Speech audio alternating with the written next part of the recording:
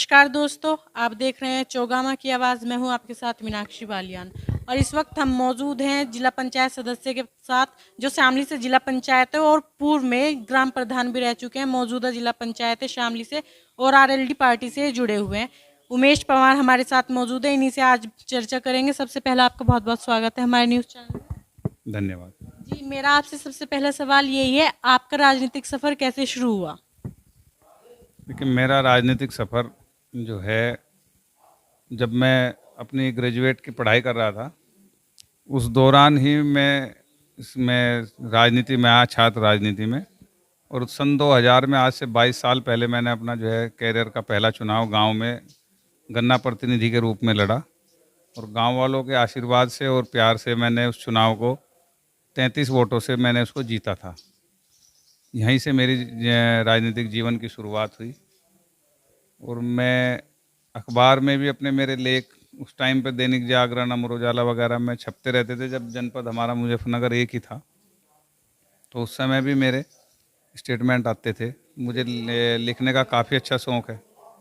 अभी मैं इसमें पिछले समय पे मैं जो है प्रवक्ता के पद पे भी रहा और ग्राम प्रधान संगठन की स्थापना भी जनपद शामली में, जब मैं ग्राम प्रधान निर्वाचित हुआ सन 2010 से 15 के बीच रहा। 2010 में हमने जनपद मुजफ्फरनगर के जो दोनों जनपदों की मिला के 687 ग्राम पंचायत थी, उनमें सबसे बड़ी जो है जीत हमने हासिल की थी 687 ग्राम पंचायत में। और हमने यहाँ पे ग्राम प्रधान संगठन की स्थापना भी की थी। और अब मैं वर्तमान में जो है राष्ट्रीय लोकदल के समर्थन से जो है जिला पंचायत चुनाव लड़ा था वार्ड नंबर 19 से। उसमें जो है प्रशासन द्वारा, राजनीतिक कुचक्र के द्वारा मुझे जेल भेजा गया, लेकिन जनता ने फिर भी प्यार और स्नेह दिया और हमने फिर जीत दर्ज की है। और लगातार हम समाज और जो है किसान और मजदूर और गरीब की सेवा में हमेशा लगे रहते हैं। हमारा उद्देश्य राजनीति में काम करना है और सबकी मदद करना है। जो हमसे बनता है वो हम करते हैं।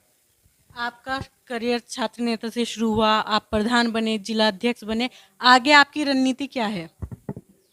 देखिए, मैंने कभी ये सोच के काम नहीं किया कि मुझे ये काम करना है तो मुझे इससे ये पद मिलेगा या मुझे इससे राजनीति में, मैंने कभी ये सोच के काम नहीं किया। मैंने कभी अपने आप को ग्राम प्रधान रहते हुए ग्राम प्रधान तक सीमित नहीं रखा। मैंने अपने क्षेत्र में, समाज में और ज़िले में लगातार मैंने कार्य किए।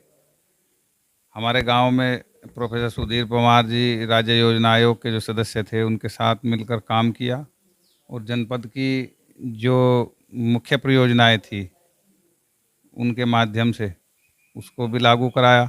तो मैंने कभी ग्राम प्रधान रहते हुए अपने आप को प्रधान तक सीमित नहीं किया, जनपद में और जगह भी काम किया। उसी का परिणाम ये रहा कि जैसे ही हम ग्राम प्रधान से एकदम जिला पंचायत चुनाव लड़ा और लगभग जो है हमारे इसमें 13-14 ग्राम पंचायतें हैं, तो हमें उसमें विजय मिली। इसीलिए हम कभी उद्देश्य ये नहीं रहता कि हमें ये चुनाव लड़ना है तो इतना कार्य करना है। हमारे पास जनपद का, पूरे जनपद का कोई भी व्यक्ति आएगा अपनी समस्या लेकर तो हम उसके समाधान के लिए तत्पर रहते हैं।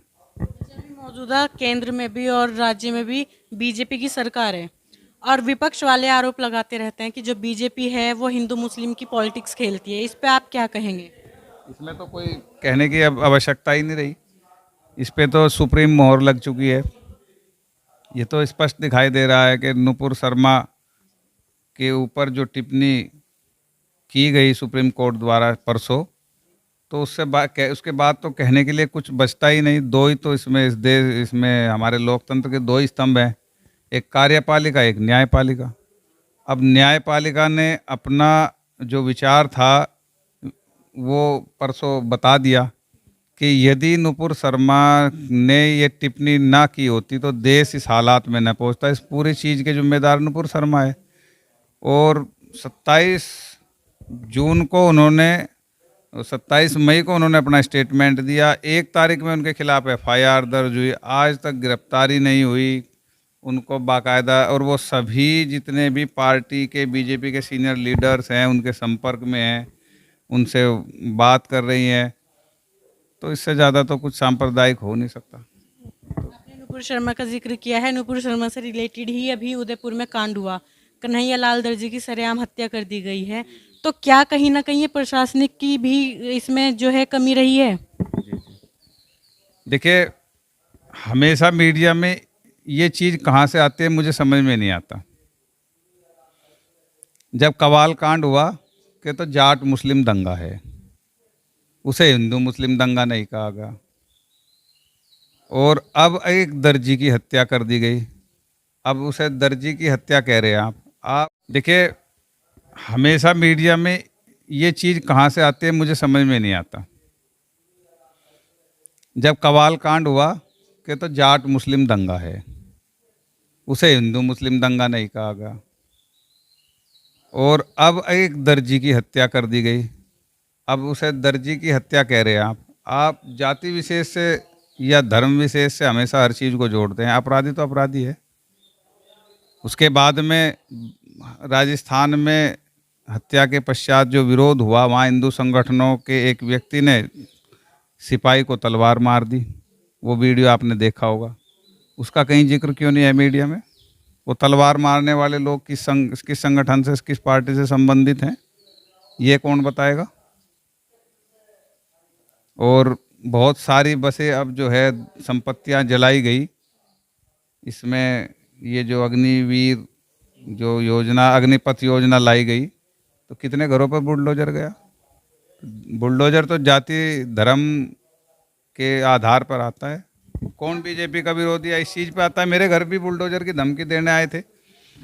जब मेरे गांव में 26 जनवरी की ट्रैक्टर रैली हुई, वो 27 जनवरी सन 2021 को मेरे घर पे और सुधीर पवार जी के यहाँ पे एक पूरी जो है पीएससी की प्लाटून और कई इंस्पेक्टर लोग, एसडीएम वगैरह आए, कहा मकान ढा देंगे, आपका बुलडोजर चला देंगे।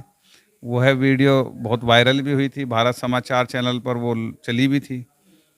और मकान ढाने तोड़ने की, ये तो इनकी एक, इनसे तो इनको लाभ मिलता है, राजनीतिक लाभ, इसलिए करते हैं लोग। अग्निपथ योजना का जिक्र किया, तो आपके गांव में जो नौजवान हैं, युवा हैं, उनकी क्या राय है अग्निपथ योजना पर? देखिए, अग्निपथ योजना, इन्होंने किसी भी रक्षा विशेषज्ञ ने ये नहीं कहा कि ये इन्होंने हमारे द्वारा विचार विमर्श के पश्चात ये लोग लाए हैं।